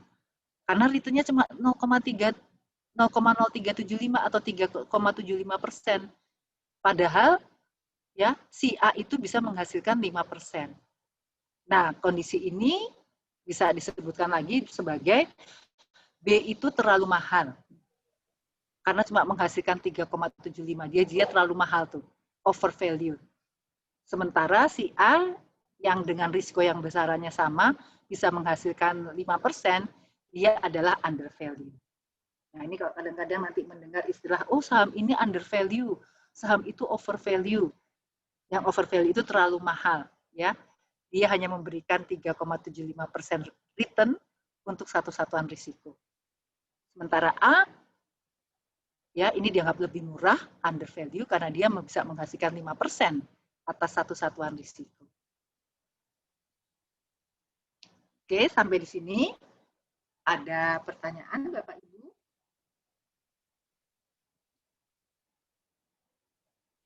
Masih bisa diikuti? Ya, ini adalah kita bicara tentang reward to risk ratio. Ya, seberapa besar reward yang bisa diberikan suatu investasi atas risiko yang dihadapi dari aset tersebut. Ya. Masih oke? Mudah-mudahan ini diemnya bukan karena bingung ya, tapi memang masih bisa diikuti dengan baik materinya gitu ya. Oke. Nah, kita masuk ke SML. Ya, Security Market Line. SML ini menunjukkan keseimbangan pasar. Nah, karena namanya pasar, maka slope atau kemiringan, mungkin pernah juga dengar kata gradien gitu ya, sama nih, slope, kemiringan, gradien dari garis keseimbangan pasar SML adalah the reward to risk ratio. Ya, tadi kan kita sudah hitung tuh, the reward to risk ratio adalah expected return-nya individual aset dikurangi dengan risk free-nya dibagi dengan beta si individual aset. Karena kita sedang bicara pasar, maka ini diganti dengan expected return-nya market. Karena pasar. Ya, dikurangi RF, dibagi dengan betanya market. Gitu. Yang tadi ini I karena individual asset. Ya. Sekarang kita bicara tentang pasar, jadi expected return-nya market dibagi dengan betanya market. Nah, masalahnya betanya market itu selalu sama dengan 1. Ya, maka kemiringan ini tadi sebagai slope-nya gitu ya, ini kan tadi slope ya, kemiringan garis. Kalau memang seperti ini, kemiringan garisnya sekarang pasar, jadi yang ini. Slope-nya pasar. Expected return M, market, dikurangi RF, dibagi beta M, padahal beta M-nya sama dengan 1, maka slope itu sama dengan, ya, sama dengan expected return M, dikurangi RM, dibagi 1. Jadi ini bisa nggak ditulis lagi ya. Nah, jadi slope-nya itu tidak lain adalah ERM, expected return market, dikurangi RF. Nah, ERM dikurangi RF ini disebut sebagai market risk premium. Jadi slope itu tidak lain adalah market risk premium. Ya, sebenarnya ini tetap berasal dari reward to risk ratio, di mana merupakan berapa besar yang bisa dihadapi, reward yang dihasilkan dari risiko yang berani dihadapi oleh investor. Masalahnya risiko pasar itu besarnya 1. Jadi kemiringan garis SML adalah market risk premium. ERM dikurangi RF. Oke, kita bisa tentang garis pasar nih. Nah, ini kalau digambarkan, si SML yang menunjukkan hubungan antara aset beta, ya, atau beta dari aset, beta ini, beta I, ya, beta dari aset, aset I, atau individual aset. Yang ini adalah aset expected return, atau expected return dari si aset I, ERI-nya, ya, dihubungkan. Nah, ini adalah garis SML, ya, di mana untuk pasar itu beta market adalah 1, ya. Ini seperti persamaan garis, ya. Ini RF itu kalau kita punya garis Y sama dengan A plus BX, gitu ya. Maka A ini kan titik potong dengan sumbu Y. Ini sumbu Y nih. Sumbu vertikal, sumbu Y. Ini sumbu X. Nah, memotong sumbu Y itu di konstantanya. Ini adalah RF-nya. Ya. Ditambah dengan beta. Ya. Nah, betanya ini tadi kemiringan garisnya kan. Kemiringan garisnya adalah tadi nih. ERM min RF. Ya.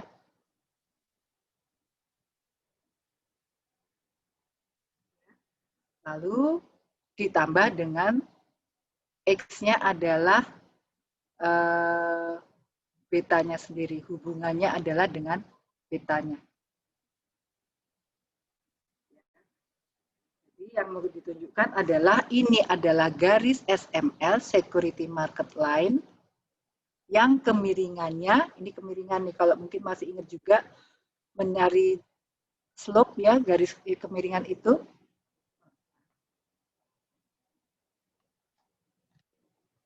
Ya, kemiringan itu kan delta Y per delta X gitu ya. Atau tangen gitu ya, kalau yang dari teknik.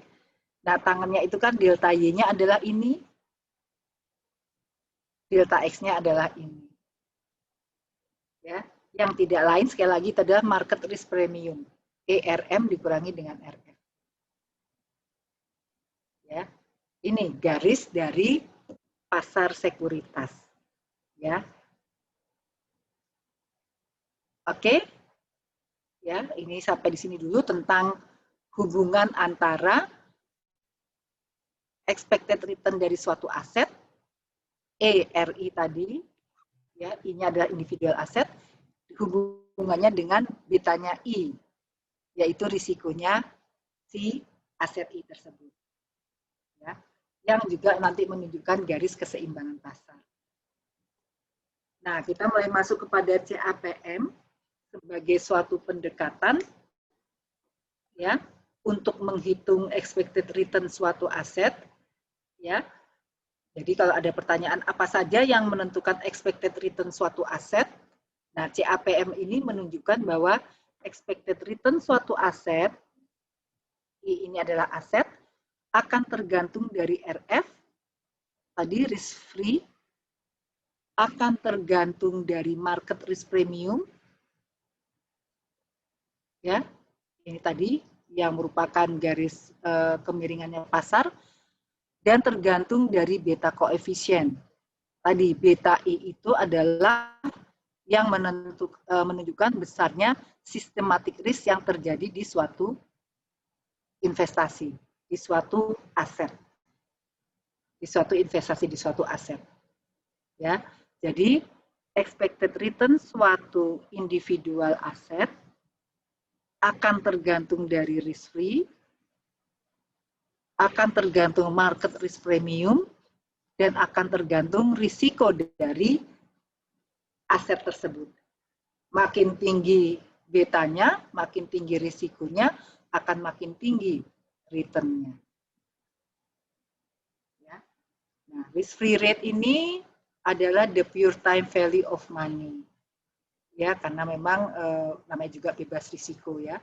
Sementara market risk premium ini the reward for bearing systematic risk. Reward yang diberikan untuk berani menerima systematic risk ini adalah dari pasar. Ya.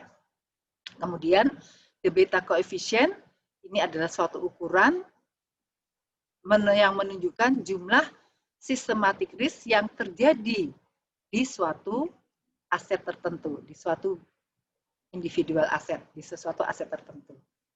Ya, jadi sekali lagi expected return suatu aset akan tergantung dari 3 hal. Besarnya risk free yang berlaku, kemudian market risk premium, kemudian beta I aset tersebut. Ya, jadi CAPM ini adalah model keseimbangan yang menunjukkan hubungan antara risk dan return. Hubungan antara risk, ini risk, dan return, ini adalah return. Gitu. Ya, capital asset pricing model CAPM ini menunjukkan hubungan antara return dan risk. Di mana ketika risikonya makin besar, maka return yang dihasilkan akan semakin besar. Ya, dan komponen dari expected return-nya adalah 3 hal tadi nih, risk free, market risk premium, dan betanya, beta coefficient. Oke, sampai di sini Bapak Ibu.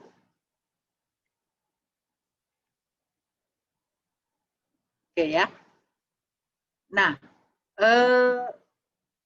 tadi dalam hal penilaian harga aset kita menggunakan CAPM, ternyata tetap ada keterbatasannya dalam menggunakan CAPM. Kenapa? Karena cukup sulit mengestimasi beta. Ya, kalau tadi perdagangannya jarang. Jadi kalau tadi saya bilang KF gitu ya misalnya ya. Terus ada tanggal 2, tanggal 3, tanggal 4, tanggal 5, terus tanggal 8 gitu ya, 9 dan seterusnya. Kalau misalnya dia jarang diperdagangkan, nggak ada perubahan harian, namanya juga orang nggak diperdagangkan, nggak ada yang tertarik, harganya 1.000 gitu ya, 1.000. Nah ini nyari returnnya I-nya berapa? Returnnya si KF 1.000 kurang 1.000 per 1.000, 0. 1.000 kurang 1.000 per 1.000, 0. Nah returnnya nggak ada. Di sini RM-nya ada angkanya, tapi kalau di sininya 0, ya bagaimana meregresikan RI adalah A plus beta RM? Di sininya 0 semua. Karena memang jarang diperdagangkan, nggak ada perubahan harga. Nah ini, sulit kita mengestimasi berapa nilai betanya.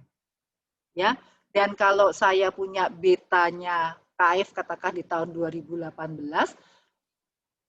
ternyata beda dengan betanya di tahun 2019. Jadi ternyata beta itu pun tidak konstan. Ya, bicara di tahun 2018 aja, kalau saya pecah-pecah lagi, beta bulan Januari, beta bulan Februari, beta bulan Maret, sebenarnya juga itu pun beda-beda. Ya, jadi pada dasarnya beta itu tidak konstan. Sulit mengestimasi beta.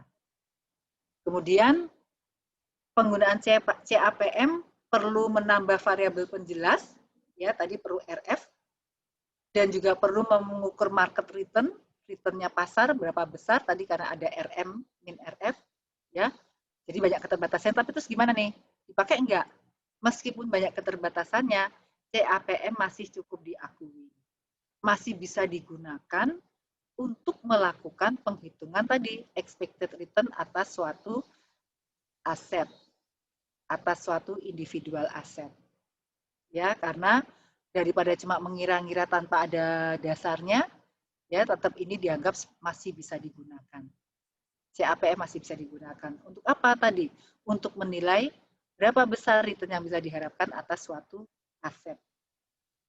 Ya, di mana tadi ini tergantung dari 3 hal, besarnya risk free, besarnya market risk premium, RM in RF, gitu ya, dan dikali tergantung dari besarnya beta individual aset tersebut.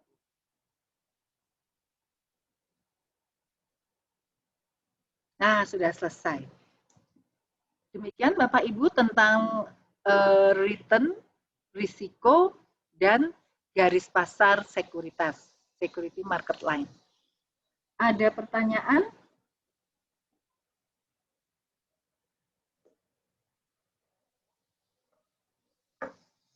Silakan.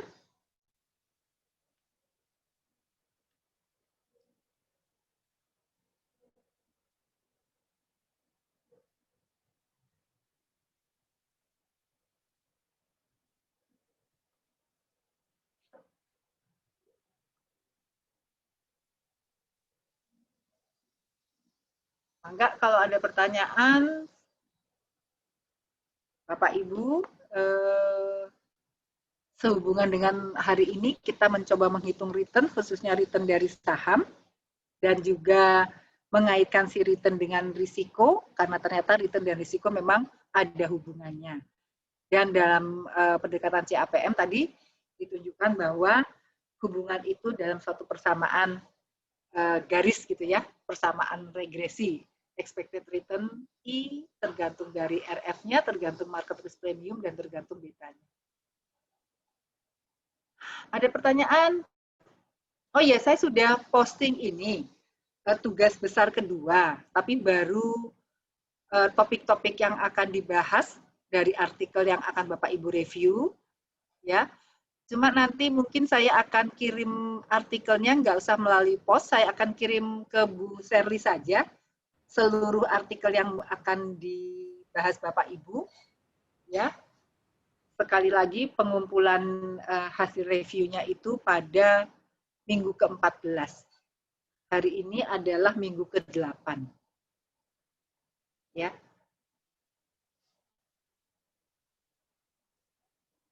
Silakan kalau ada yang mau didiskusikan tentang materi hari ini, return, risk, and security market line. Bu, mau nanya, Bu. Iya, Pak Sawal. Sawal, Bu. Saya mau tanya tentang right issue, Bu. Nah, kalau di right issue itu, kalau kita lihat kan, misal, contoh saya punya saham 10 lot atau 1000 lembar ya, Bu ya. Dengan harga saham misalnya 2000. Terus ada yang namanya right issue dari perusahaan. Right issue itu artinya penambahan saham ya, Bu ya, jumlah saham ya. Tiba-tiba tiba-tiba nilai saham saya itu turun drastis gitu. Atau ada yang namanya potensial loss ya, Bu ya. Karena harganya turun, ya. Nah, itu kalau ya kan misalnya kita beli saham kayak gitu, apakah itu hitungannya rugi atau gimana, Bu ya? Kalau lihat potensial loss kan merah semua jadinya kan. Rugi karena harga turun ya. Iya. Sebenarnya, ini Bu Sherly mungkin yang ada di Pevindo yang suka di pasar modal juga. Right issue itu bukan sekedar menambah jumlah saham ya. Bu Sherly bisa mau kasih penjelasan tentang right issue-nya sendiri?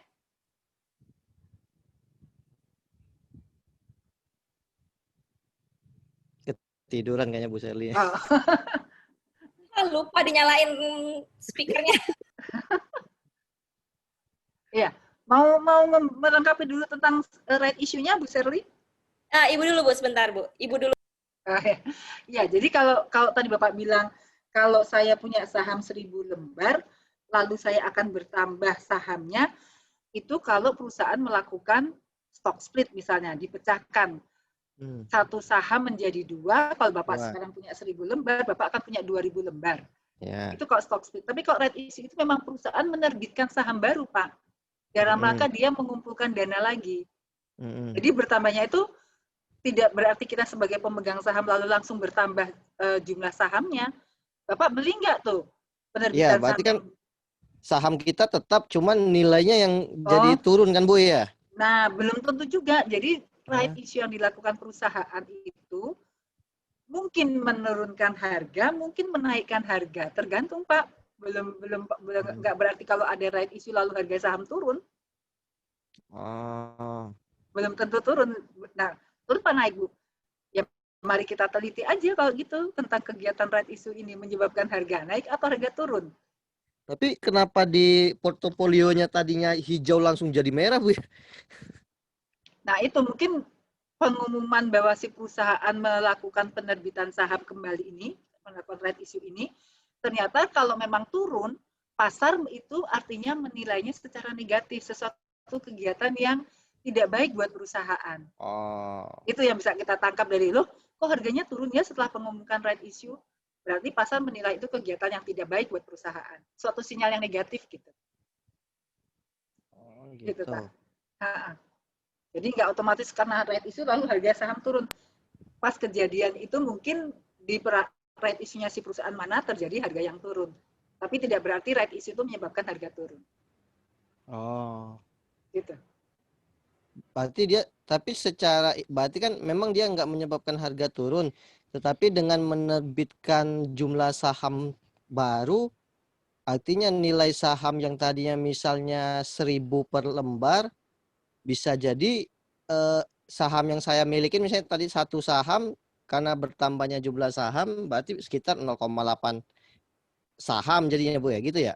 Oh, nah kalau memang bertambah jumlah sahamnya karena dia baru menerbitkan saham yang kedua ini, Bapak yang tadi yang bisa punya 10%, dengan jumlah sahamnya adalah 10.000, sekarang karena jumlah sahamnya adalah 15.000, Bapak tinggal 1.000 per 15.000, persentase Bapak jadi makin kecil kepemilikannya.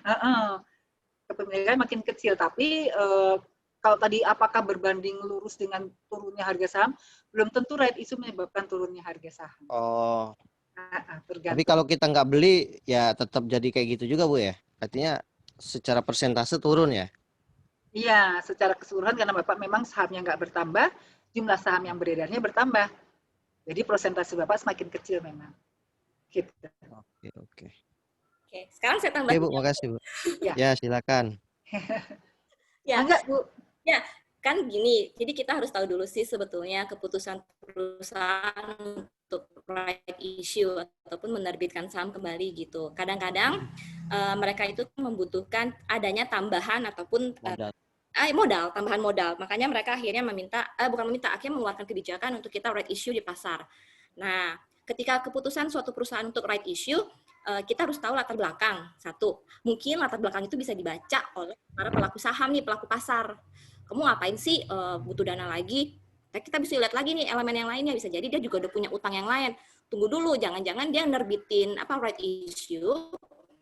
Apakah emang mau ada kewajiban yang harus dilunasi atau akan dia gitu tempo, atau memang dia mau investasi, mau untuk memperluas bisnisnya. Kalau memang keputusannya itu dia adalah memperluas bisnisnya segala macam, itu pasti dia bisa meningkat dengan adanya right issue. Tapi kalau misalnya tujuannya hanya untuk mungkin tutup lubang gali lubang. Ya, itu tutup lubang gali lubang, itu juga sentimen pasar kan bisa ngebaca ke situ negatif gitu. Ya. Iya. I see. Iya, gitu memang Pak ini. Ya. Gambarannya kurang lebih gitu. Memang makanya kalau ingin tahu seperti apa kejadiannya ya kita bisa melihat pada perusahaan-perusahaan yang melakukan right issue seperti apa sih reaksi pasarnya. Nah, itu bisa kita kaji juga tuh. Ya, sebenarnya ketika ada right issue di Indonesia, karena kan bisa dilihat tuh tahun berapa, lihat lagi nanti datanya dari KSEI ya. Kalau memang ada banyak kejadian, kita bisa melihat secara keseluruhan atas right issue yang terjadi di Indonesia di tahun kapan itu, reaksi pasarnya seperti apa. Benarkah negatif seperti yang Pak Sawal bilang, atau ternyata enggak semua negatif, ada yang malah positif, karena mereka juga mengetahui penerbitan sahamnya dalam rangka mengumpulkan dana itu tadi katanya contoh Bu Seri akan dilakukan untuk kegiatan yang positif, untuk investasi gitu. Jadi malah dampaknya positif. Tapi kalau tadi ini dia nerbitin saham untuk bayar utang, wah ini kacau nih, kali lubang tutup lubang. Nah itu tadi yang harga sahamnya jadi turun. Ya, Gitu ya. Pak. Oke Bu, makasih Bu. Ya kayak Ya, stok sama-sama. splitnya Sido kan malah naik dia jadi ya. Ya itu berarti juga mereka tahu ini si stock split yang dilakukan ini memang menggambarkan si harga saham mungkin sudah terlalu tinggi, dengan dibuat semakin banyak nilainya pembeli. tetap gak berubah, harganya turun, ini dianggap pada harga yang malah menjadi orang tertarik untuk memperdagangkan gitu. Ya. Jadi reaksinya Oke, positif Bu. tuh. Ya, makasih Bu. Bu Sherly, makasih juga Ya. Bu. Sama-sama. Yang lain masih ada? Tidak ada? Cukup jelas dari ini tentang return risk dan garis pasar sekuritas, security market line.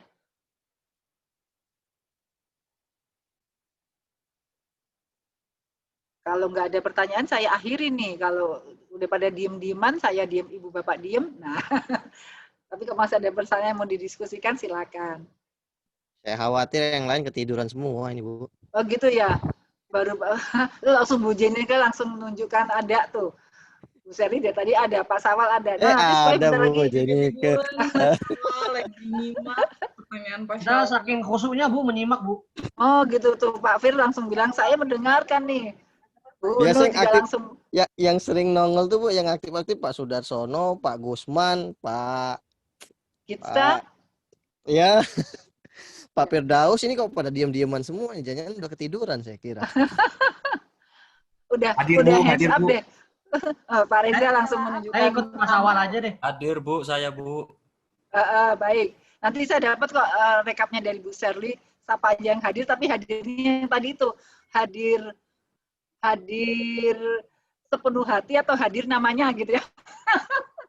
Saya tadi hadirnya telat Bu, agak kesiangan lagi di jalan soalnya. Agak setengah satu. Oke. Cuman tetap Ya, berusaha ya. ngikutin Bu, punya Ibu.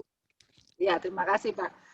Ini dari yang sudah mengumpulkan TB1, ternyata ada yang belum itu, ini Ibu Jumri atau Pak Jumri ya? Ibu Jumri mungkin ya? Ibu, Bu. Ibu ya? Iya. Ada hari ini Bu Jumri? Ada. Nah, sampai hari ini belum ada tugas besar satunya yang dikumpulkan. Pak Adam juga belum. Kalau Abdul Rab ya, itu memang Abdul Rabi ya, itu memang nggak pernah hadir. Pak Michael memang sudah tidak aktif sejak minggu kedua. Cuma Bu Jumri nih kelihatannya ada kehadirannya, cuma tugas besarnya belum dimasukkan.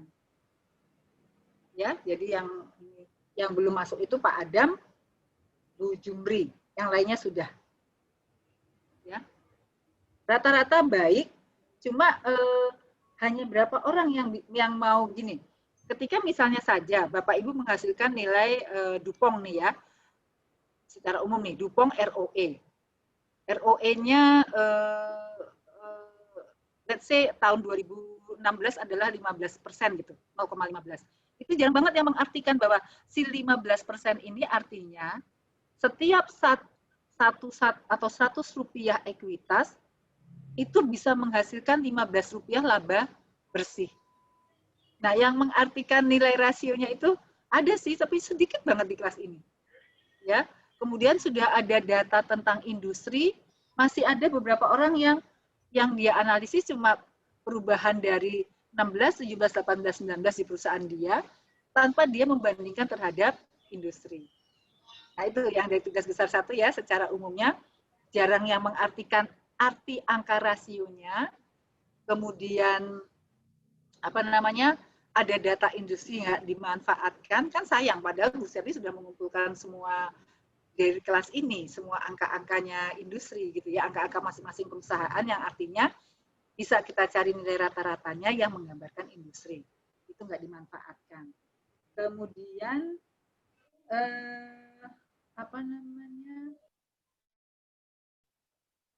ada perusahaan yang mahasiswa yang mendapatkan perusahaannya malah merugi, jadi ROE-nya itu negatif, itu sebenarnya bisa dieksplorasi banyak hal tuh, sampai menghasilkan hal yang rugi itu kan hal yang nggak biasa ya, kalau perusahaan tuh nggak pengen tuh rugi pasti.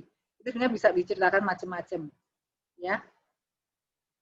Oke, tapi secara umum baik, ya sudah baik. Cuma ya itu tadi banyak hal yang kurang dioptimalkan pemanfaatannya. Pemanfaatan data yang dikumpulkan gitu ya, data masing-masing perusahaan maupun data dari industri, ya. Oke, itu yang tugas besar 1. Nanti tugas besar 2 sekali lagi Bapak Ibu, kita belajar membaca artikel, kita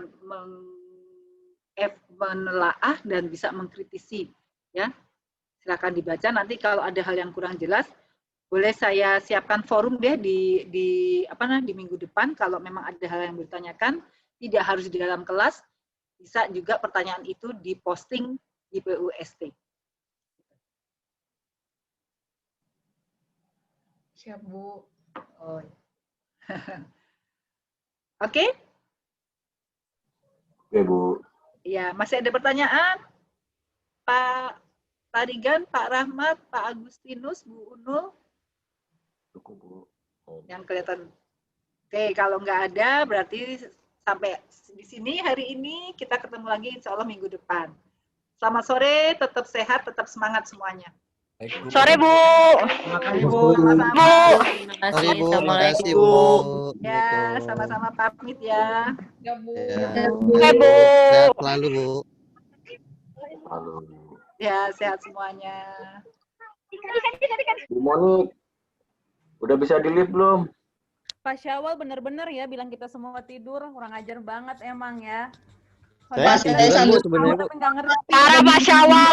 Orang saya lagi Kita kan lagi nggak ngerti Pak, jangan dibilang tidur dong. parah. Saya malah beneran ketiduran Bu jam 1 tadi Bu. Jam 1 sampai jam 1:04 itu kelihap tadi. Saya udah duga karena Bapak ketiduran, makanya Bapak bilang kita tidur. Padahal dia yang tidur loh, gila banget. Pak Syawal lu. Bangun tidur langsung tanya, luar biasa. Nanya manas-manasin dosen lagi, emosi deh. Soalnya nggak ada hitung-hitungannya. Pas aja ya Pak kalau misalnya nanti Ibunya ngasih tugas susah ya Pak ya. Pengancaman. Pak Syawal yang bertanggung jawab Kalau- atas tugas-tugas kita, fix. Kalau dengar pidato sering tidur Bu saya Bu jadi. Tapi jangan bilang tidur, Pak. Ibunya kayak kepikiran. Kayaknya kita ngerti apa enggak. Kayaknya habis mungkin mulai minggu depan kita disuruh ngaktifin semuanya deh video. Iya. Gara-gara Pak lebih Syawal bahaya pokoknya itu. nih, gara-gara Pak Syawal, fix. Kalau saya sih jujur aja jam 1:04 tadi ketiduran saya mah. Kami Nggak nggak tahu tidur, apa Pak. yang dibahas tadi. Kami dengar, tapi kan kita bisa menjawab sendiri gitu. Berarti kalau udah nggak bisa jawab, baru kita nanya ke Ibu. Ah, suka-suka saya itu suka. Ya udah semuanya duluan ya. Berarti terekam nih Pak Syawal. Aku tidur. Ada Makasih ya. rekamannya nih. Assalamualaikum. Pak Gusman yang nggak kelihatan ini. Pamit ya semua, terima kasih. Oke, pamit. Makasih ya. Tuh, pamit semuanya. Makasih semuanya. Makasih. Bu Moni udah bisa ya, aku live ya. Jangan lupa minggu depan kalau jadi. Wah. 9